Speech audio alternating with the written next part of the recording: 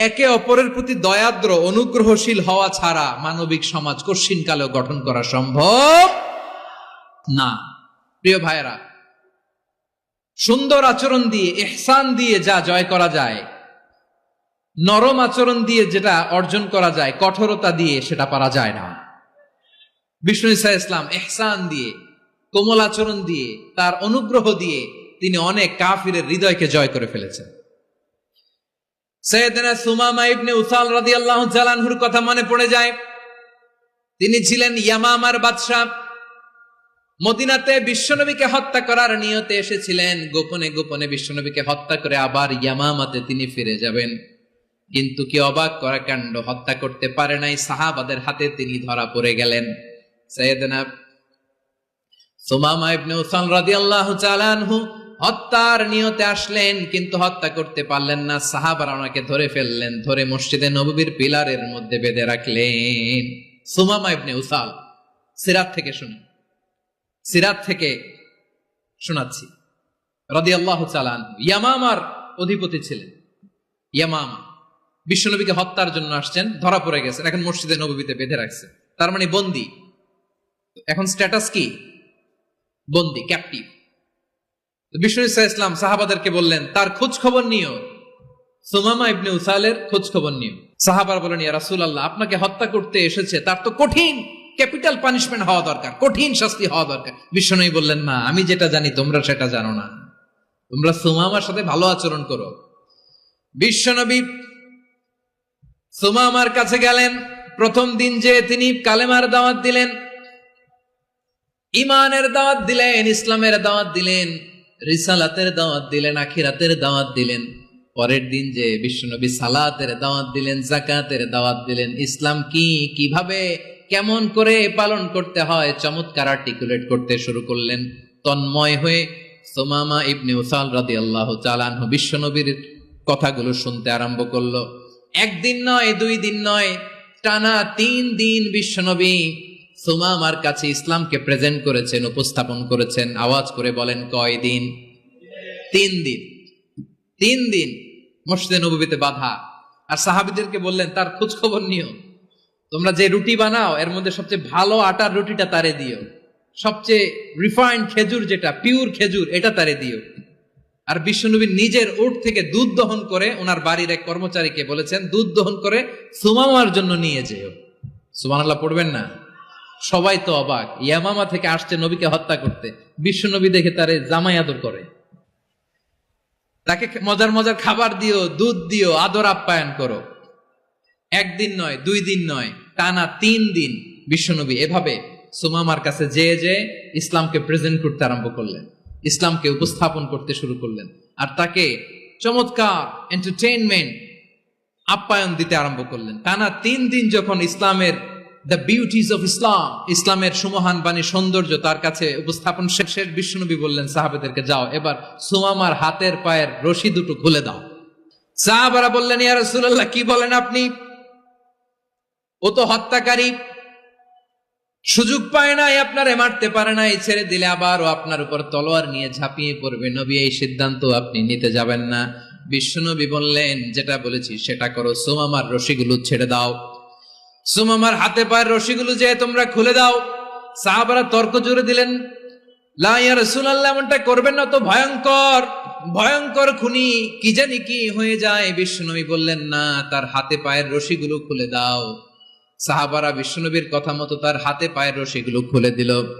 সুমামা মুহূর্তের মধ্যে মসজিদে নববী থেকে বের হয়ে ইয়ামামায় ফিরে না যে মসজিদে নববীর পাশে একটা খেজুর বাগান ছিল, সেখানে চলে গেলেন। সেখানে একটা ছোট্ট কুয়া ছিল, কুয়ার পানি দিয়ে তিনি গোসল করলেন। সুবহানাল্লাহ পড়েন। কুয়ার পানি দিয়ে গোসল করে মসজিদে নববীর সামনে এসে বিশ্বনবী এবং সাহাবাদের সামনে দাঁড়িয়ে সাব্বাবা উঁচু করে বললেন, আশহাদু আল্লা ইলাহা ইল্লাল্লাহ ওয়া আশহাদু আন্না মুহাম্মাদান আবদুহু ওয়া রাসূলুহু। আল্লাহু আকবার। আমি সাক্ষ্য দিচ্ছি আল্লাহ ছাড়া কোনো ইলাহ নাই, আর মুহাম্মদ আল্লাহ তাআলার প্রেরিত বান্দা এবং রাসূল। প্রিয় ভাইয়েরা, ইহসান দিয়ে যা জয় করা যায়, কঠোরতা দিয়ে সেটা কশিনকালেও জয় করা যায় না। আওয়াজ করে বলেন ঠিক কি না? এবার সুমামা দাঁড়িয়ে বলে, ওগো নবী, আমি তো কালিমা পড়ে মুসলমান হয়ে গেলাম, এবার শোনেন, এই মুহূর্তের আগে আপনার চেহারার চাইতে নিকৃষ্ট কোনো চেহারা আমার কাছে ছিল না, কিন্তু শাহাদা পাঠ করার পরে আপনার চেহারার চাইতে উত্তম শ্রেষ্ঠ কোনো চেহারা আমার কাছে আর নাই। ও নবী, আজকের দিনের আগে ইসলাম ধর্মের চেয়ে নিকৃষ্ট অপছন্দনীয় কোনো ধর্ম আমার কাছে ছিল না, কিন্তু এই মুহূর্ত থেকে ইসলামের চেয়ে সেরা শ্রেষ্ঠ পছন্দনীয় কোনো ধর্ম আমার কাছে নাই। নবী গো, আজকের দিনের আগে মদিনার চাইতে অপছন্দনীয় নিকৃষ্ট কোনো শহর আমার কাছে ছিল না, কিন্তু এই মুহূর্তের পর থেকে মদিনার চাইতে কোনো শ্রেষ্ঠ শহর আমার জানা নাই। সে ছিল গমের বড় ডিলার, গম বেচত। কি বেচত? তার গম কিনে মক্কার লোকেরা রুটি খাইতো। সে ঘোষণা দিল, আজকে থেকে মক্কাবাসীদের জন্য সব গম আমি হারাম করে দিলাম, মক্কাবাসী এখন না খেয়ে মরে। সুবহানাল্লাহ পড়বেন না? মক্কাবাসী বিশ্বনবীর কাছে আসলেন, এসে বললেন, মুহাম্মদ, আমরা তো তোমার ভাই, তোমার চাচা, তোমার ভাতিজা, তোমার আত্মীয়, তুমি সুমামারে বলো সে যেন আবার গমের সাপ্লাই মক্কার জন্য অনুমতি দিয়ে দেয়। বিশ্বনবীর অনুমতি ক্রমে সুমামা আবার মক্কাতে গম পাঠাতে শুরু করলো। পড়েন সুবহানাল্লাহ। ইহসান, ইহসান দিয়ে আপনি যেটা জয় করতে পারবেন, you can win the heart of your enemies. ইহসান দিয়ে আপনি আপনার শত্রুর হৃদয়কে জয় করতে পারবেন। আওয়াজ করে বলেন ঠিক কিনা? এজন্য আল্লাহ বললেন, ওয়া আনফিকু ফি সাবিলিল্লাহি ওয়া লা তুলকু বিআইদিকুম ইলাত তাহলুকা ওয়া আহসিনু ইন্নাল্লাহা ইউহিব্বুল মুহসিনিন। তোমরা আল্লাহর রাস্তায় দান করবে আর নিজেরা নিজেদেরকে ধ্বংসের হাতে ঠেলে দিও না। তোমরা একে অপরের প্রতি ইহসান করবে, কারণ ইহসানকারীদেরকে আল্লাহ বড্ড ভালোবাসেন। সুবহানাল্লাহ পড়েন। আবার সূরা রহমানে আল্লাহ বললেন, হাল জাযাউল ইহসানি ইল্লাল ইহসান ফাবিআইয়ি আলা, সবাই পড়েন, ফাবিআইয়ি আলাই রাব্বিকুমা তুকাযযিবান। ইহসানের প্রতিদান হিসেবে ইহসানি হয়। বিশ্বনবী সুমামার প্রতি যেমন ইহসান করেছেন, সুমামাও ঠিক তেমন ইহসান ফিরিয়ে দিয়েছে। ঠিক কিনা বলেন? তাহলে এক নম্বরে হচ্ছে আদ, ন্যায় বিচার। দুই নম্বরে সবাই বলেন ইহসান, সদাচরণ। ইহসান দুই ধরনের প্রিয় ভাইরা, ইহসান ফিল ইবাদা, ইহসান ফিল মুআমালা।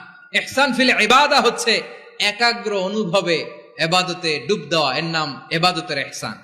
সুবহানাল্লাহ পড়ুন। বিশ্বনবী বলেন ইহসান মানে কি জানো নাকি? হাদিসে জিবরিলে সাইয়েদনা জিবরিল আলাইহিস সালাম বিশ্বনবীকে বললেন, আখবিরনি আনিল ইহসান। নবী আমাদেরকে বলেন ইহসান মানে কি? বিশ্বনবী বললেন, আনতা আবুদাল্লাহা কাআন্নাকা তারাহু ফাইন লাম তাকুন তারাহু ফাইন্নাহু ইয়ারাক। ইহসান মানে হলো এমন ভাবে তুমি আল্লাহর সামনে নিজেকে উজাড় করে ইবাদত করবে, তুমি ভাববে তুমি আল্লাহকে দেখতে পাচ্ছ। আর এটা যদি ভাবা তোমার জন্য কঠিন হয়ে যায়, অন্তত এতটুকু তুমি ভাববা যে আল্লাহ তোমাকে দেখতে পাচ্ছেন। ঠিক কিনা বলেন? ও আমার বীর চট্টলার ভাইয়েরা, কেউ যেটা দেখে না সেটা দেখে কে? এই বিশ্বাস হৃদয়ের মধ্যে আছে? নামাজে যখন দাঁড়ান এই ফিলিংসটা আনা যাবে? হ্যাঁ, এই জন্য বিষ্ণু ইসলাম বলেছে এমন ভাবে নামাজে দাঁড়াও, ইবাদত করো, মনে করো হতে পারে এটাই আমার জীবনের শেষ নামাজ। Perform the salah as if this is your last and final prayer. এমন ভাবে সালাতে দাঁড়াও, ভাবো হতে পারে এটাই তোমার জীবনের শেষ নামাজ। এমন ভাবে নামাজে দাঁড়াও, ভাবো এটাই শেষ নামাজ। তাহলে নামাজে একাগ্রতা বাড়ায় দিবে কে? ফলে ইবাদতের ইহসান আমাদের অর্জিত হবে। আর মুআমালাতে ইহসান হলো, বিশ্বনবী বলেন, ইন্নাল্লাহা তাবারাকা ওয়া তাআলা কাতাবাল ইহসানা আলা কুল্লি শাই ফাইযা কাতালতুম ফাআহসিনুল কিতলা ওয়া ইযা যাবাহতুম ফাআহসিনুয যাবহা ওয়ালিউহিদ্দা আহাদুকুম শাফরাতাহু ওয়ালিউরিহ যাবিহাতাহু। ইহসান দুই ধরনের। আওয়াজ করে বলতে হবে কয় ধরনের? সবাই বলুন আওয়াজ করে, কয় ধরনের? একটা হচ্ছে ইহসান ফিল ইবাদা, ইবাদতে ইহসান। ইবাদতে ইহসান কি? একাগ্র অনুভব দিয়ে ইবাদত করা, মন প্রাণ দিয়ে ইবাদত করা। আর মুআমালাতে ইহসান কি?